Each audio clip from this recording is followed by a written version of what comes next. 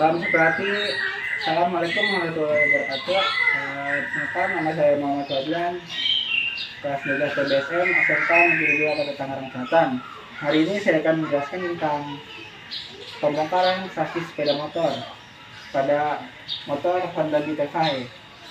Salam seperti. Oke, langsung saja kita masuk. Ya, untuk motor ini sudah ada sedikit menambah variasinya ya, atau udah dimodif sedikit. Oke, langsung aja kita bongkar ya. Untuk pertama kita akan melakukan pengecekan dan pemeriksaan pada bagian depan, sama buka jali yang melekat. Lalu untuk membukanya biasanya kita menggunakan kunci ring 19 dan 14. Kali ini kita akan menggunakan kunci sok.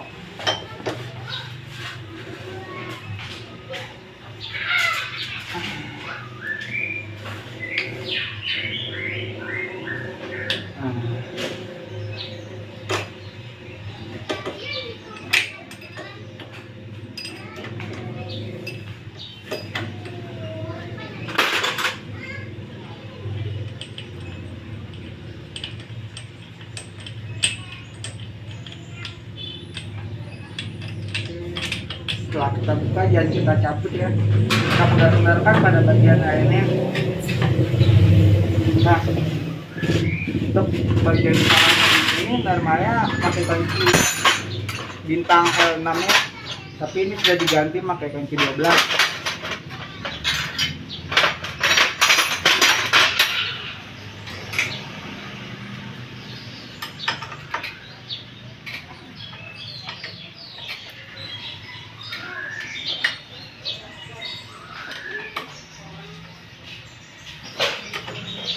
Dan jangan lupa sebelum mencabutnya kita kendorkan dulu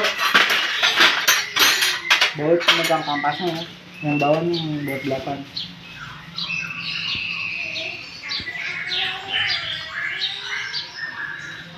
Bila sudah, baru kita lanjut untuk membukanya.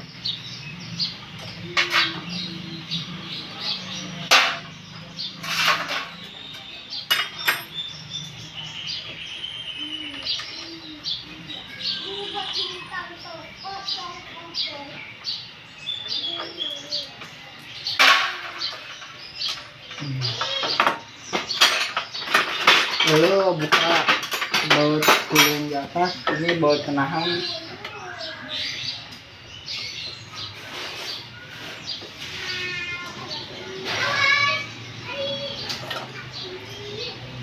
Nah, setelah sudah terbuka semua, jangan lupa kita ganjel dulu untuk sepeda motornya ya, agar nanti tidak jatuh.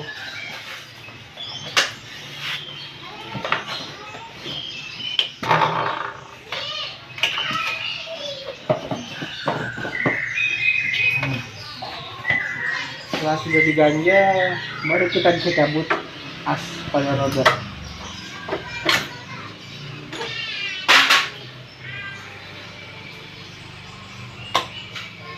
Nah, sudah dicabut ya.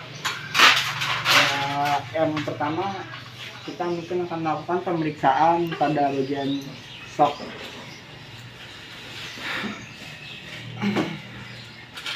Pertama kita buka dulu baut penguat yang mengunci soknya ya. Karena ini bautnya masih normal ya, memang jarang diganti, jadi masih menggunakan baut 14.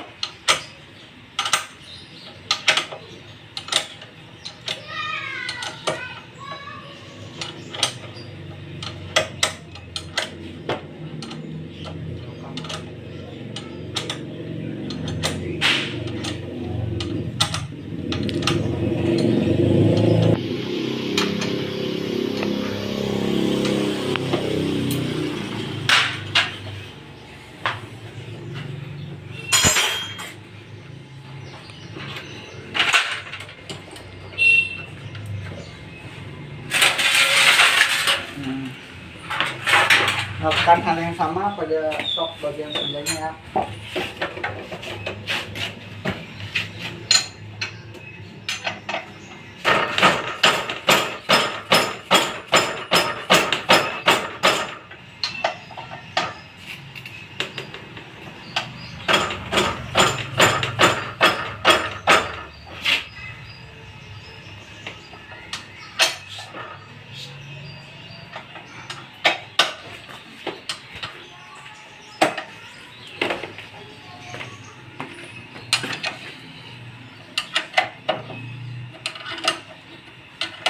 Karena motornya sudah variasi dan soknya udah diturunin, jadi bautnya cuma satu ini ya.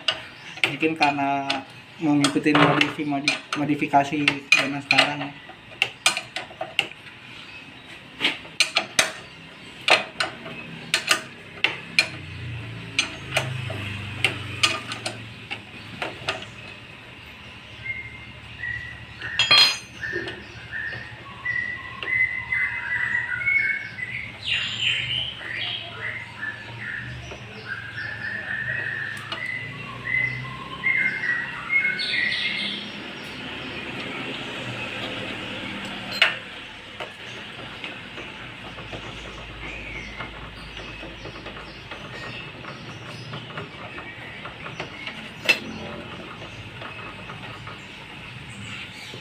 Bila saat itu akan bersangkut pada celah bagian sana, kita congkel saja, langsung lepas kan. Oke, sekarang kita masuk ke pembongkarannya ya. Kita akan mengecek pada kekentalan olinya dan juga pada pernya. Dan di sini kita ada tracker untuk membukanya, jadi tidak perlu repot-repot ya. Cara menggunakannya, kencangkan bagian yang melekat pada sebelah kanan, lalu kita tinggal kencangkan bagian atasnya sampai terlihat kelipannya.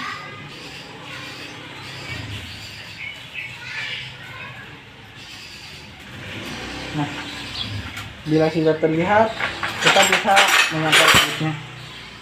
Cara menyangkalnya itu kita cari di dekat sumbunya, lalu congkel dari dalam keluar.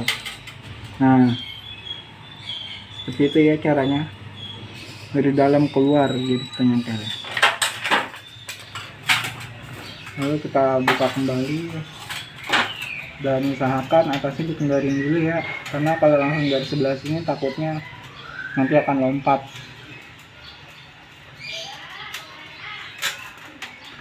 Nah, bila sudah ngambang seperti ini baru bisa.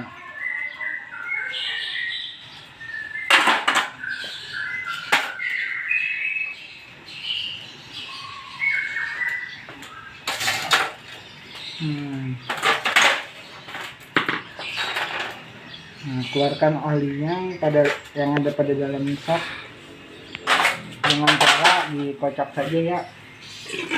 Nah,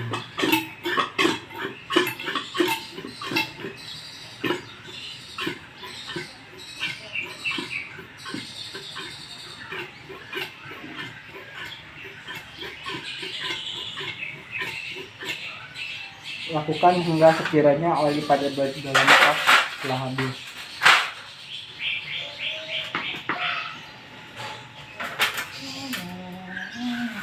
Lakukan hal yang sama pada kap sebelahnya ya. Kencangkan dulu bagian sebelah kanannya, lalu kita kencangkan yang atasnya.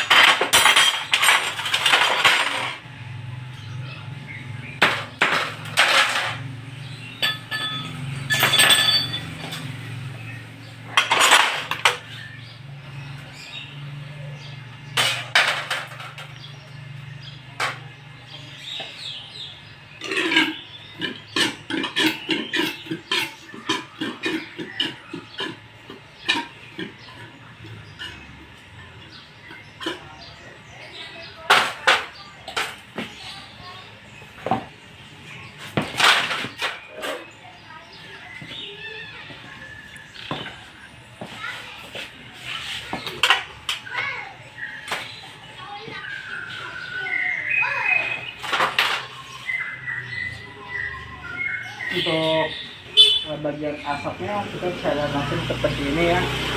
Nah, bila di dekat sini tidak ada baretan, berarti sok tersebut masih aman ya pada lilin asnya.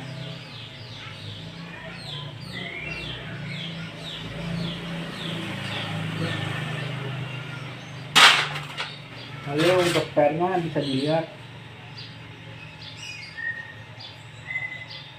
bila kelenturannya sudah mulai tidak enak, pasti saat didinginkan atau ditekan pun dia melentur. Bila masih enak, maka tidak perlu diganti ya.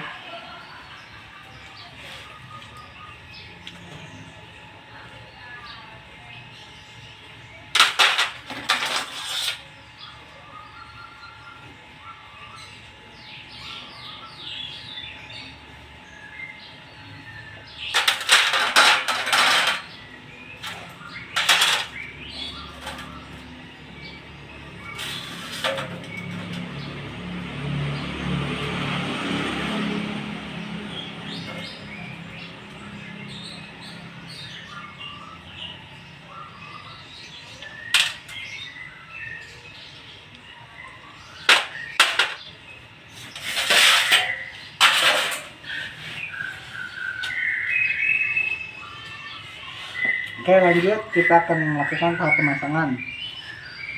Nah, alisapnya ya. Dalam botol alisap Honda terdapat takarannya pada bagian belakang ya. Bisa langsung dilihat saja bit volumenya jadi 76 mil. Ini takarannya itu sudah ada di sini ya. Untuk lebih bagus sih sebenarnya menggunakan gelas ukur, namun karena gelas ukurnya sedang dipakai oleh teman, jadi kita lakukan ukuran dengan botol yang sudah diisi ya. Nah, mohon maaf ini kita ikuti pada dalam ukurannya di sini ya.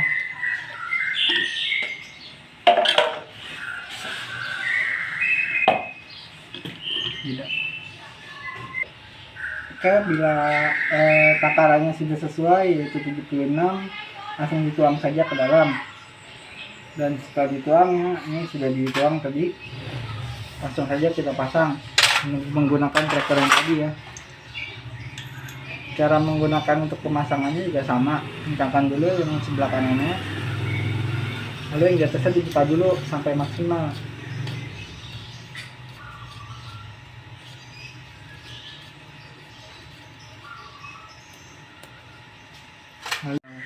Mohon maaf tadi ada sedikit kendala. Nah, ini sudah terpasang ya pada bagian sebelah kiri.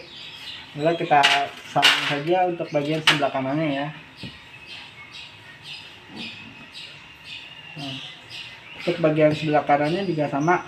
Kita akan menuang sebanyak 76 mili.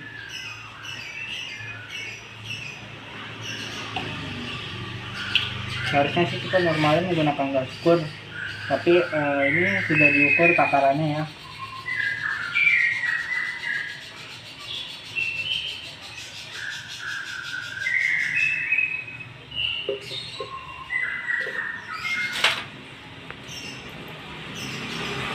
Nah, ingat ya untuk memasukkan persok itu yang rapat di bawah dan yang renggang di atas.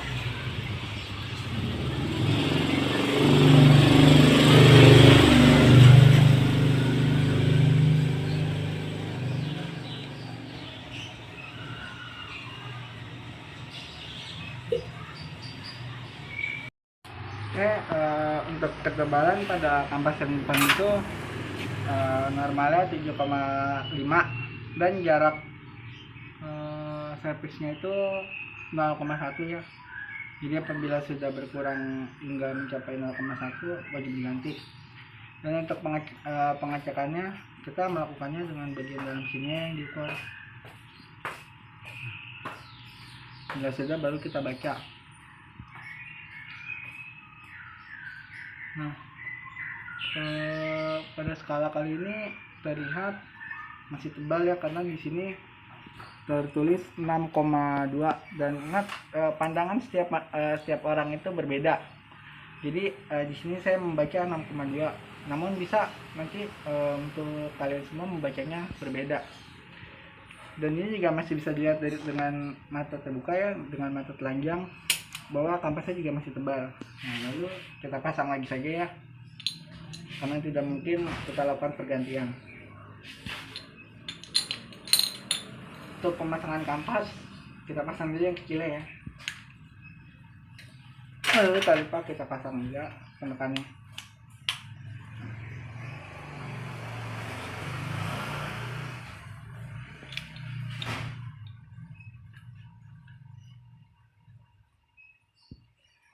Oke. Nah, lalu kita akan melakukan pengecekan dan pengukuran pada piringan disnya ya. Oke, dari yang saya lihat sih tadi untuk tebalnya itu normalnya 5-7 ya.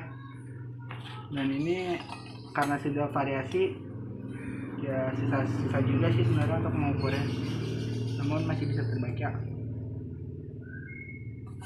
Nah, di sini saya baca masih berada pada 5,4. Nah, memang berarti ini pada dasarnya sebelumnya mungkin ketebalannya ada pada 6 atau 7 mm. Dan ini juga masih terlihat jelas ya bahwa kampas piringannya ini masih sangat tebal. Namun ini sudah digunakan variasi, mungkin karena konsumennya memang ingin menggunakannya. Lalu untuk mengecek kecelakaan pada kelahar,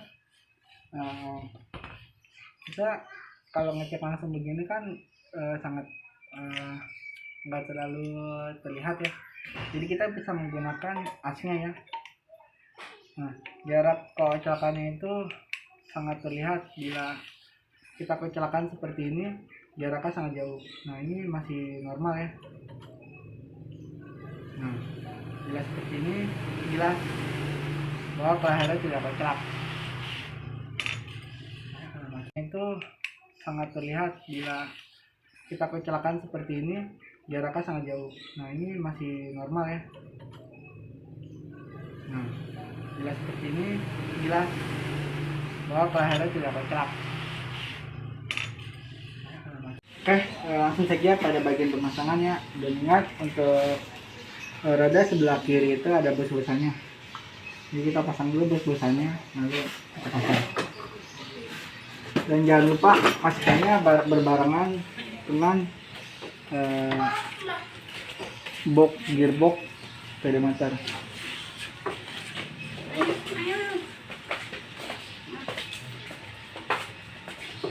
Nah, ingat untuk memasukkan asnya itu dari sebelah kiri ya, jangan dari sebelah kanan. Nah, titik beratnya ada pada sebelah kiri dan sebelah kanan.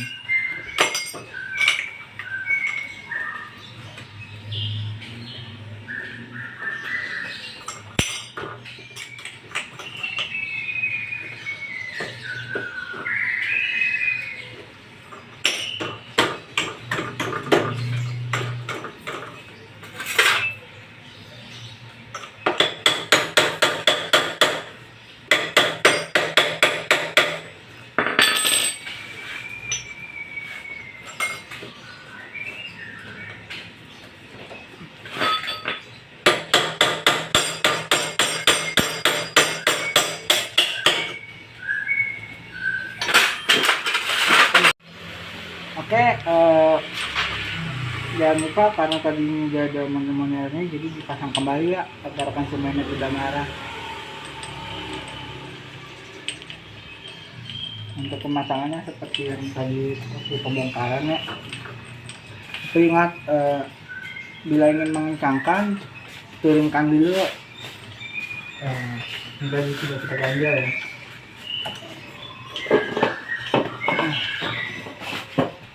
Agar tidak terjadi kerusakan pada bagian yang kita ganjal.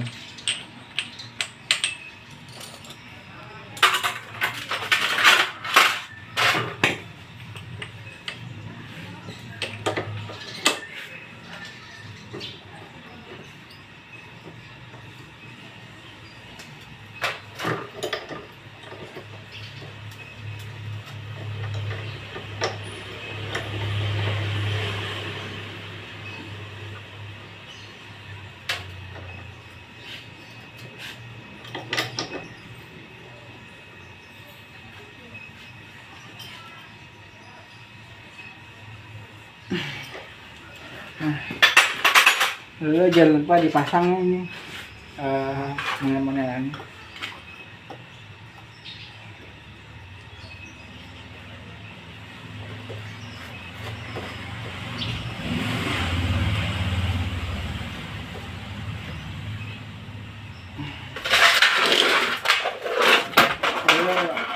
Kita pasang kembali kampas rem.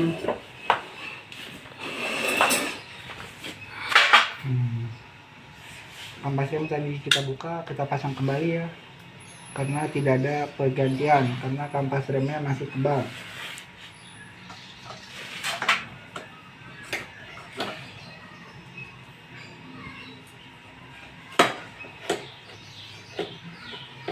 Ingat, ini bautnya sudah diganti ya, seperti yang saya bilang.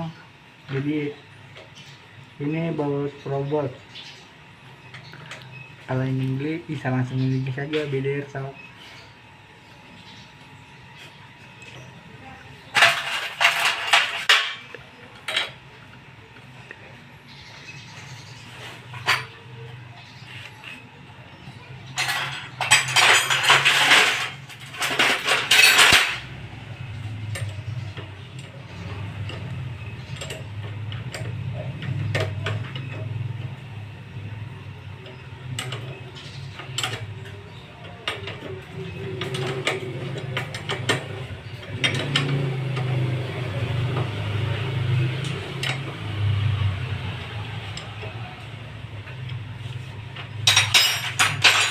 Jangan lupa tekan kembali baut lapannya ya.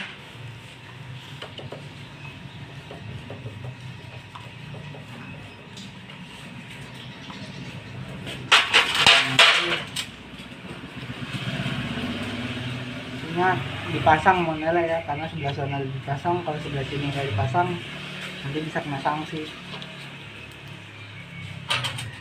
Nah, dan juga ini buat jagaannya jangan lupa kita pasang biar nggak geser-geser kanan kiri gitu loh.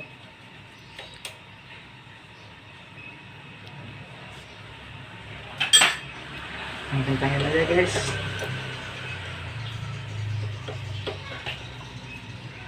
Nah, oke.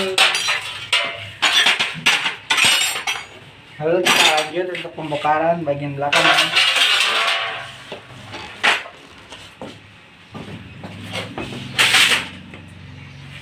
Untuk bagian belakang yang akan kita periksa hanya pada kampasnya saja, karena untuk bagian sak itu sudah terlihat ya. Bila di sini tidak terdapat kebocoran atau tidak ada oli rembes, maka sak berarti masih aman.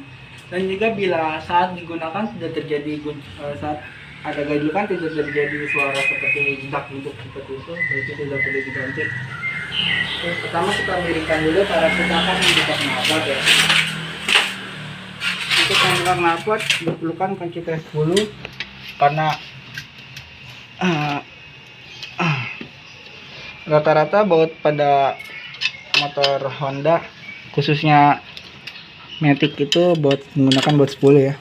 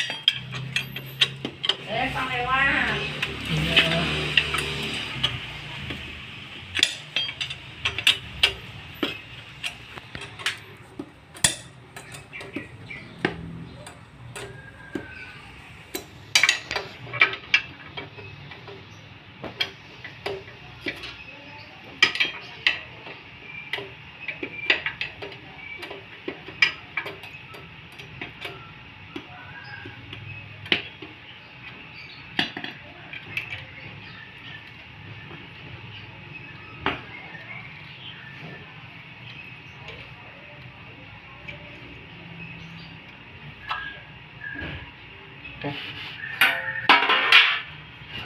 Ya, sudah terbuka, luruskan kembali motornya ya, demi keamanan. Lalu terbuka, kita buka baut dan rem yang ada pada knalpotnya ya. Masih keras. kita gunakan sambungan bila saat dibuka keras.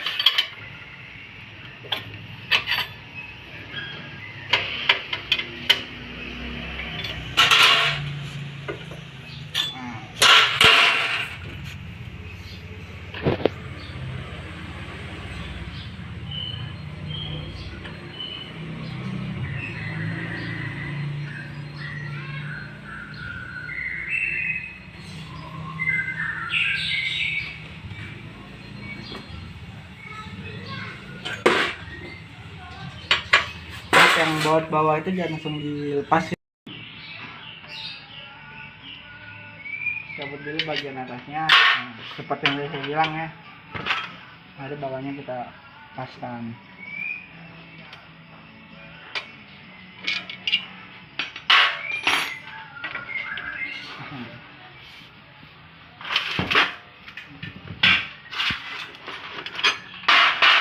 Lalu kita akan buka.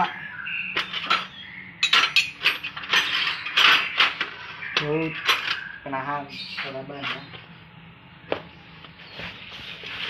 Oke, cara membukanya itu ada banyak ya. Pertama bisa diganjal dari saknya, dari peleknya, namun sepertinya tidak mungkin ya, karena peleknya sudah dicat. Kalau diganjal nanti akan terjadi lecet. Bila lecet, nanti kita akan kena marah dari konsumen. Nah, kali ini saya akan menggunakan cara kita turunkan dulu matanya. Nah, kali ini saya akan menggunakan cara ini ya. Kita tekan rem belakangnya. Nah, bila tidak kendar, bisa kita kendar dua kali lagi. Karena cara ini tidak bagus ya, karena harus ditendang-tendang begitu. Kalau Asenaria itu menggunakan impact yang besar, tapi karena kita nggak punya impactnya, nah mau nggak mau ya. Harganya mahal soalnya.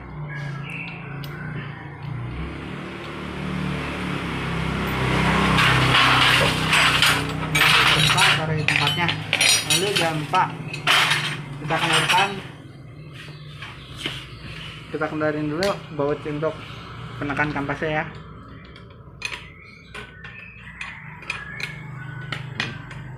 Nah, bisa pakai tangan ternyata.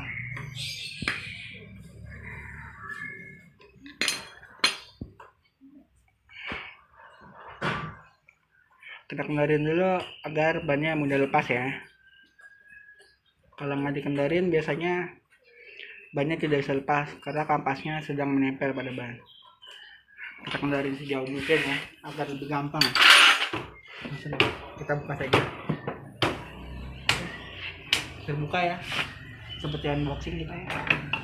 Nah, waduh, kampasnya kotor. Nah, bila kotor seperti ini kita semprot dulu. Oke.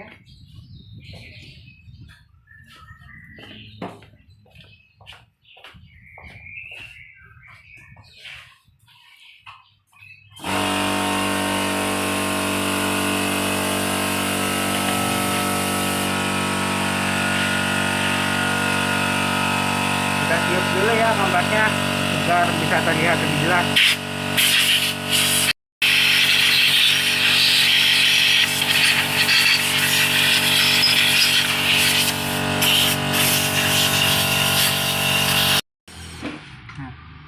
Ya sudah, kita langsung melakukan pengukuran saja ya. Yang diukur itu kampas bagian belakang. Oke, dengan ketebalannya itu untuk linear dalamnya itu 7,25 dan bagian luar itu terbalik, linear luarnya itu 7,25 dan bagian dalamnya itu 3, oke. Yang dimaksud dengan ketebalan bagian luar sama dengan dan ini yang bagian luar dengan maksimal itu tadi jaraknya itu 7,29 dan 7,25 dan ini bagian dalamnya ya 3,39 dengan batas servis itu 1,0.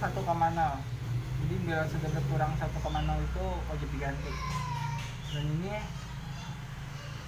masih ada pada 6,3, dan berarti masih bisa dipakai ya untuk sementara.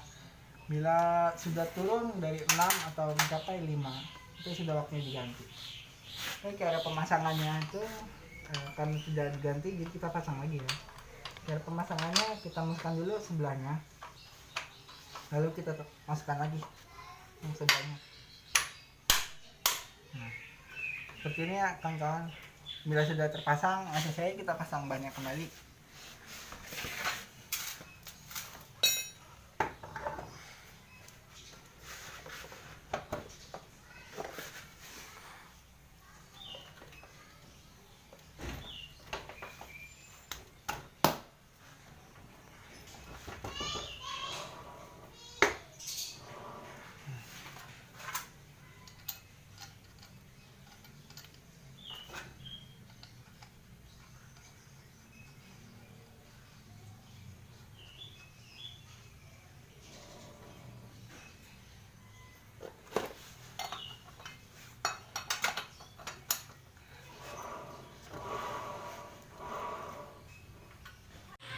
Untuk pemasangannya bisa dari atas ya, dengan kita tekan.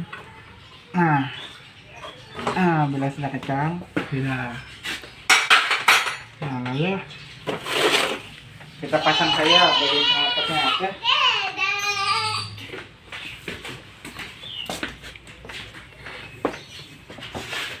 Untuk pemasangan knalpot harus ingat ya, bahwa pada bagian ujung leheran knalpot itu ada pakungan AC ya. Dan ini pakungan nempel di ujung situnya ya. Dan untuk pemasangannya kita siapkan dulu baut-bautnya. Bila sudah siap, kita pasang. Ingat, motor beat itu leherannya dari atas ya, bukan dari bawah. Setelah lubang yang di dalam masuk, kita siapkan baut untuk pegangannya agar tidak tergeser. Lalu kita pasang.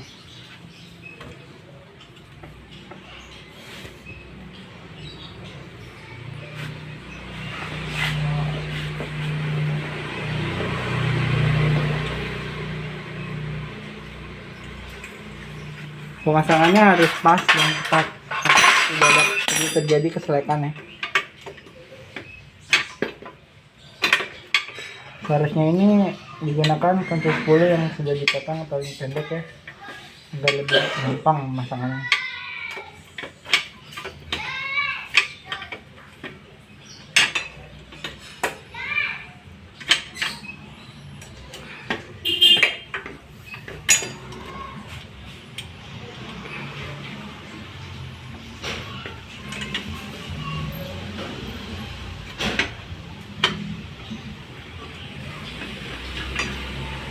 Pasang yang kencang ya, agar nanti tidak terjadi kebocoran pada bagian knalpot. Oke.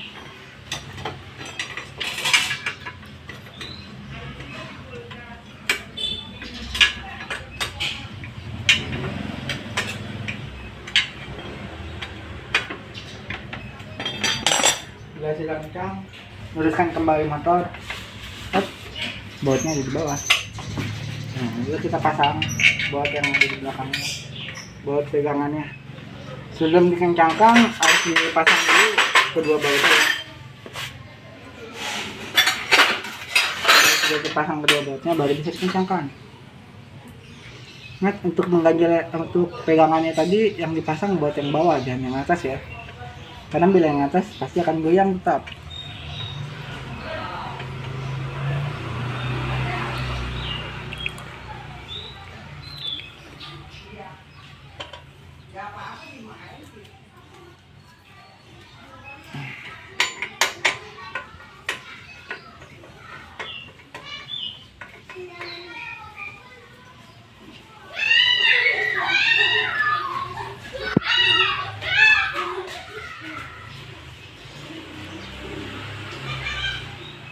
Kalau masangan di Proban ada impact.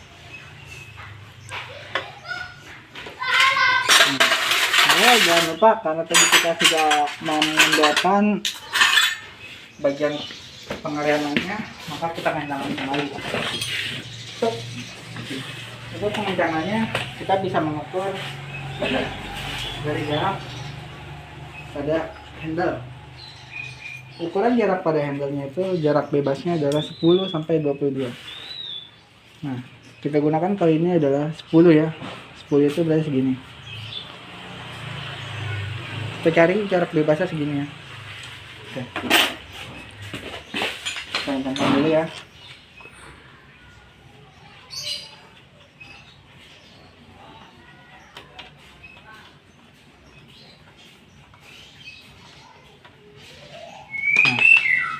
Lalu kita ukur kembali jarak bebasnya. Oh, ini masih jauh.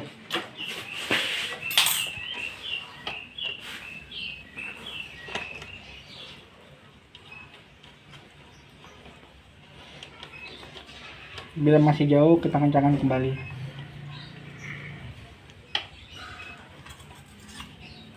Oke, kita ukur kembali jarak bebasnya. Ingat, karena satuan di sini cm, jadi 1 cm itu setara dengan kurang lebihnya 2 atau 5 mm ya.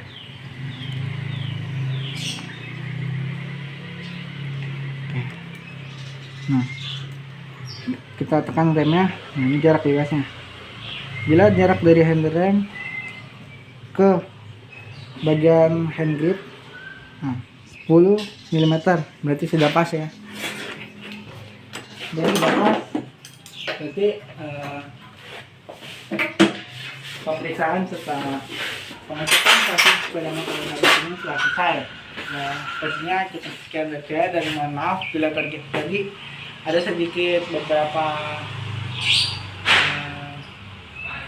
kecelakaan atau sedikit apa itu dah.